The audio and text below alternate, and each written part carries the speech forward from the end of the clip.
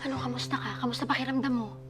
Okay lang ako. Sakit lang yung sugat ko, pero kaya naman. Nag-alala ako sa'yo, ha? Huwag magdamag akong nagbantay sa'yo. Akala ko talaga matutuluyan ka na, eh. Nasaan na yung nagtangkang pumatay sa akin? May impormasyon ka bang nakuha sa kanya? Oo, siya si Josie Abayon. Ang napag-alaman ko, yung araw na nilipat ka ng kulungan, yun din yung araw na tinransfer siya mula sa ibang presinto. Masama yung kutob ko dito, Chona. Palagi ko pinapapatay ako ni Vice Mayor dahil sa mga alam ko sa kanila. Huwag kang mag-alala, pupunta si Sir Abet dito. Tutulungan niya tayo para malaman kung sino yung gumawa nito.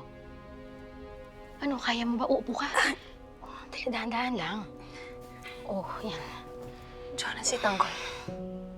Kamusta siya? May balita ka ba sa kanya? Wala eh. Pero ang sabi ng mga kasamahan natin, sinugo daw nila si Tanggol sa San Andres. Utos ni Mayor. Nahuli ba siya? Hindi, awa ng Diyos. Hindi ako mapakali dito, Chona. Hindi ako pwede nandito lang. Kailangan kong lumaban doon. Kailangan ako ni Tanggol. Paano mo magagawa yun? E patong-patong yung kaso na sinampa sa'yo ni Captain Demagi ba? Hindi pwedeng siya lang lumalaban dito. Huwag kang mag-alala, tutulungan tayo ni Kong Leo para mapawalang sala ka. Lalo na wala naman silang ebidensya. Ay, nandiyan na si Sir Abet.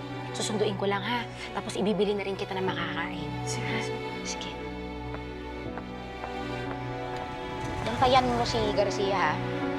Babalikan kita.